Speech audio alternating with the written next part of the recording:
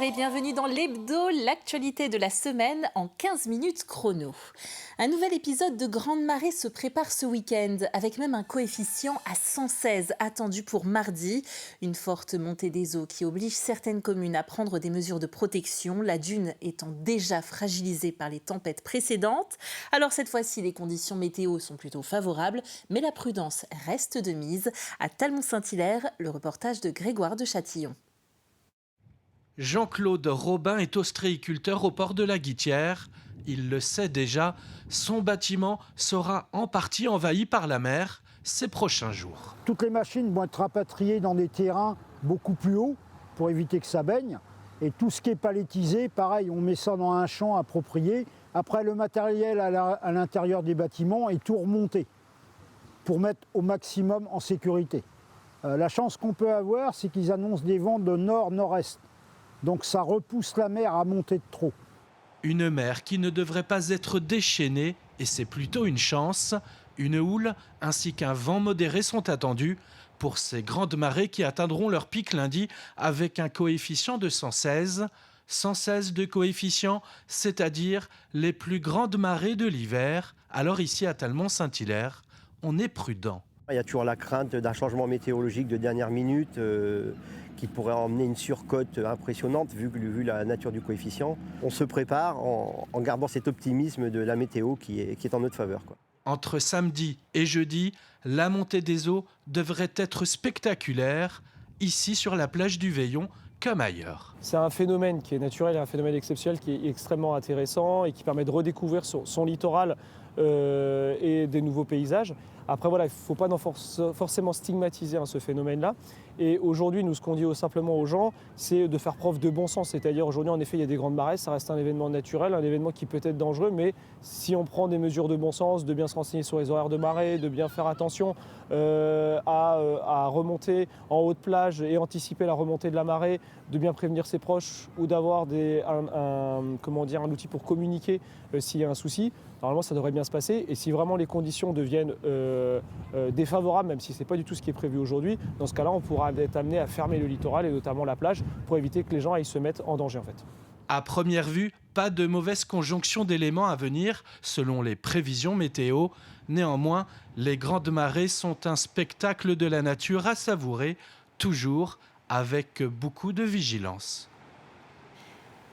Ces derniers mois ont été particulièrement pluvieux. Rien qu'en février, les précipitations ont atteint 80 à 110 mm près du littoral et jusqu'à 130 à 180 mm dans les terres, soit plus 30 à plus 90% par rapport au normal de saison.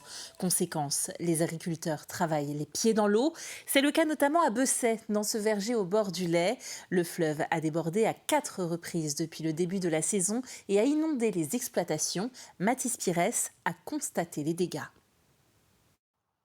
Les derniers mois ont été agités, en témoignent ces images amateurs. Le calme est maintenant revenu après les dernières tempêtes.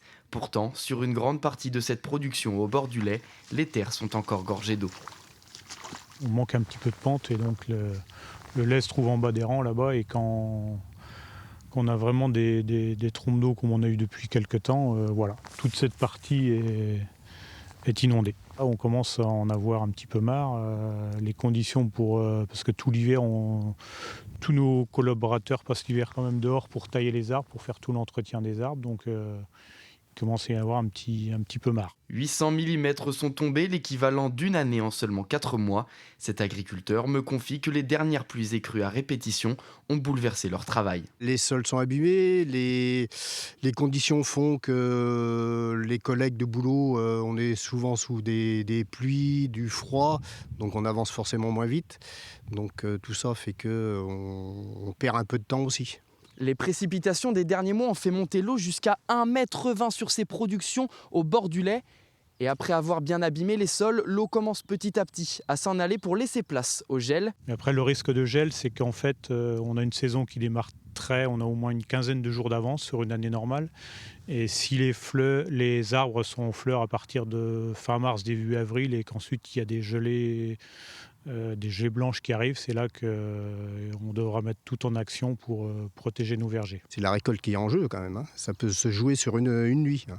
on peut tout perdre. Un épisode de gel, la famille Gazot en a déjà connu un il y a 33 ans. Si cela venait à se reproduire, la récolte pourrait être réduite quasiment à néant.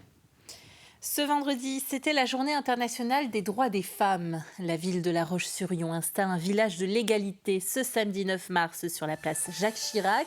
Au programme, des conférences, des concerts, des ateliers proposés par 8 associations. Même si la société progresse, les inégalités perdurent entre hommes et femmes. En France, en 2024, à travail égal, une femme est payée 15% de moins qu'un homme. Dès l'école, il y a des petits garçons qui ont des attitudes très, très bizarres par rapport aux femmes. On voit qu'ils ont eu du vécu et qu'ils ont vu des choses à la maison. Dans une école l'autre jour, il y avait une jeune fille qui pensait que petite pute, c'était un mot d'amour, quoi. Et en fait, si vous voulez, le garçon lui avait dit ça, mais on lui a dit mais non, quoi, il faut réagir. Tu sais pas ce que veut dire vraiment le mot, je pense, et tu peux pas être appelé comme ça. En voile, les chantiers d'hiver touchent à leur fin pour les skippers. En ligne de mire, évidemment, le Vendée Globe. Pour le Sablais Manuel Cousin, des changements d'envergure ont été effectués sur son bateau Coup de pouce Giffard Manutention. Il passera de 9,2 tonnes à 8 tonnes. Le bulbe de quille perd à lui seul 400 kilos, une modification majeure à laquelle Colline Davy a assisté. C'est un travail minutieux qui s'exécute ici. Le bulbe de quille du bateau de Manuel Cousin s'allège, fruit d'un travail engagé sur tout le bateau en prévision du prochain Vendée Globe. On va gagner en performance sur le bateau. Donc on a travaillé sur pas mal de choses au niveau du bateau, le gréement, la plateforme du bateau. Et du coup, on a la possibilité de gagner en poids, donc en performance. Résultat, 15 à 20% de vitesse théorique gagnée. Après les calculs des architectes, les schémas sont transmis ici à AMPM pour l'usinage. On réusine ce bulbe suivant la forme initiale. La forme initiale, c'est le profil extérieur que vous voyez ici. Et on nous a demandé de refaire le profil tout en respectant la forme de l'ogive. Donc on va lui enlever latéralement du plomb, la partie grisée qui est claire là. Et la différence entre les deux, c'est 400 kg. Et quoi de mieux pour exécuter ce travail de précision que l'entreprise locale, fournisseur officiel des quilles des IMOCA depuis 2014. Mais même avec une expertise reconnue, la vigilance est de mise pour cette pièce d'importance capitale. On a toujours de la pression parce qu'on se sent toujours responsable de ce que l'on fait. On veut toujours bien faire notre travail. Donc évidemment, on est toujours assidu à notre travail. Une assiduité nécessaire car les calculs sont très précis. L'équilibre du bateau de 8 tonnes se joue à moins de 5 kilos près et ce n'est pas le seul avantage pour les skippers sablés. Il y a le côté expertise, donc on travaille en confiance. Et en plus, on a la chance d'être à un quart d'heure des Sables d'Olonne. Donc tout la problématique du transport, parce que c'est quand même des pièces qui pèsent très lourd. Hein. On parle quand même de 2 tonnes 5, quoi, à peu près. Donc voilà, au niveau du transport, on est à un quart d'heure. Donc si on parle d'écologie, voilà, on a tout à gagner en fait. Pour tout gagner, reste à savoir si l'objectif de performance sera atteint. Avec ces modifications, Manuel Cousin espère boucler son tour du monde en moins de 90 jours. Alors rendez-vous en janvier 2025. Et les skippers ne sont pas les seuls à se préparer sur le littoral vendéen. On s'organise aussi en vue de la période estivale. Les entreprises recherchent leurs saisonniers, d'autant plus que cette année, la période touristique va être plus longue et s'étendre donc jusqu'en novembre avec le Vendée Globe. Un forum des jobs saisonniers se tient le samedi 9 mars au Havre-d'Olonne. 60 entreprises seront présentes et recherchent des profils en tout genre. C'est pas que pour les étudiants. La seule preuve, France Travail va envoyer donc des seniors, des gens qui sont à la recherche d'un emploi, qui sont en reconversion et qui ont besoin justement de se relancer.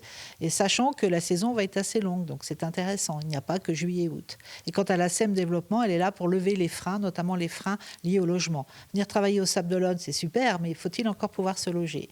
Donc la SEM Développement a lancé un plan qui s'appelle Louer l'été, donc qui permet aux entrepreneurs de proposer des logements aux jeunes. Voilà. Et puis on a également 2 établissements scolaires, 2 lycées qui proposent de l'hébergement, uniquement par contre juillet et août. Piste rouge, bleue ou noire, à la Barre-de-Mont aussi, on a l'embarras du choix. La station balnéaire propose depuis 2010, aux vacances d'hiver et à la Toussaint, des activités comme à la montagne. Au programme de cette année, chien de traîneau, luge sur aiguille de pin, raquette à neige ou encore ski à roulettes. On enfile les combis et on part les découvrir. La posture n'est pas encore très assurée, qu'importe, on est ici pour se faire plaisir et avoir de bonnes sensations. Paris réussit ce matin malgré la pluie avec l'initiation au Skyke du ski sur roue. Des rollers qui ressemblent à comme des skis de fond. Ça vient des pays nordiques, je pense. Voilà, tous les professionnels de ski de fond s'entraînent avec ça l'été, en attendant que la neige arrive. Il faut juste trouver au début son équilibre. Et puis après, voilà, on a des bâtons pour se stabiliser un peu, mais c'est assez facile. C'était super intéressant. J'ai bien aimé parce que c'était physique. Et puis on a vite chaud par contre. Et puis franchement à refaire, parce que c'était cool. Un peu plus loin, on garde les bâtons, mais au pied, on a chaussé des raquettes à neige. L'idée de la raquette, c'est qu'en marchant sur le sable, on a le pied qui est bien stable et du coup on fatigue moins que si on marchait pieds nus ou en chaussures tout simplement. Donc on retrouve un peu des sensations qu'on peut avoir si on marche en poudreuse à la montagne. Donc voilà, c'est un peu fun et ici le terrain s'y prête bien parce que les chemins sont sablés, on va faire un peu de forêt s'il y a du sable, on va faire de la dune et on va faire de la plage. 542 participants en tout profitent de ces sports d'hiver au pays de Saint-Jean-de-Mont. Les inscriptions sont littéralement prises d'assaut. Les chiens de traîneau notamment, 112 places au total, affichaient complet peu après l'ouverture des inscriptions. Par exemple, la rando raquette commence dès 2 € pour une balade d'environ 1h30, 2 heures. Et voilà, ça monte jusqu'à 25 € pour les chiens de traîneau, mais ça reste très accessible par rapport à ce que peut retrouver du coup en station de haute montagne. Un engouement tel que l'on réfléchit à la possibilité de développer cet événement en proposant davantage d'activités sur une plus longue durée. Allez, direction l'abbaye de Nieul-sur-Lotis qui invite le public à découvrir le bestiaire sculpté sous forme de chasse au trésor. Certaines sculptures sont datées du XIIe siècle. L'occasion pour les visiteurs de découvrir en même temps l'abbaye, sa fonction et la vie à l'intérieur du monastère. Cyril Guillet. Non, pas de dragon en vue. Non. Bon, on continue de chercher alors. Là, vous étiez plutôt bien placé quand vous étiez au centre, dans l'allée au centre. Le regard tourné vers le ciel, petits-enfants et grands-parents sillonnent l'abbaye à la recherche d'animaux sculptés. Alors maintenant, on va chercher autre chose, on va chercher un chat. Donc l'idée, c'est de pouvoir découvrir l'abbaye avec un thème et puis pour que ça soit un peu plus ludique pour les enfants. Donc on a comme une sorte de jeu de piste pour rechercher en effet les sculptures et plus particulièrement les animaux qui ont été sculptés. Et donc ça leur permet de découvrir les différentes pièces et de découvrir l'abbaye. L'âne, il est là. Là, on voit la tête. Et au milieu, on a un arbre. Il y a de très belles sculptures. Des sculptures de la première moitié du XIIe siècle en façade. Pas partout, mais en façade. Première moitié du XIIe siècle au rez-de-chaussée, au premier niveau. Et puis au deuxième niveau, vous avez des chats, des basiliques. Sur le toit, on avait une grande cuve pour récupérer l'eau de la pluie. Comme ça permettait de pouvoir se laver les mains. La découverte de ce bestiaire est agrémentée d'explications sur la vie dans l'abbaye et sur les chanoines qui l'habitaient. Pour les plus jeunes, parfois c'est très abstrait, ça reste un bâtiment qu'on voit comme ça ou une église au loin. Et donc le fait de rentrer à l'intérieur et de comprendre un peu mieux la vie des chanoines, ça permet de mieux comprendre en effet l'abbaye. Moi j'aime bien les visites comme ça avec un thème particulier. Pour les enfants c'est très instructif et ça les conduit à regarder d'une autre manière. On n'avait jamais eu l'occasion d'avoir des commentaires. Donc le fait d'amener les petits-enfants, on a appris plein de choses avec eux. Après avoir découvert les animaux qui se cachaient un peu partout dans l'édifice, les jeunes visiteurs ont été mis à contribution pour créer eux-mêmes leur bestiaire. Chats, oiseaux ou encore dragons, chacun s'est essayé à l'origami et à l'issue de l'après-midi, tout le monde est reparti avec sa création. Une bien jolie animation. C'est la fin de cet hebdo de la semaine. Merci de l'avoir suivi avec nous. Retour de l'actualité fraîche ce lundi de 7h à 9h dans votre matinale en compagnie de François Pérez. J'aurai le plaisir quant à moi de vous retrouver pour le 12h30. D'ici là, passez un bon week-end et à bientôt sur TV Vendée.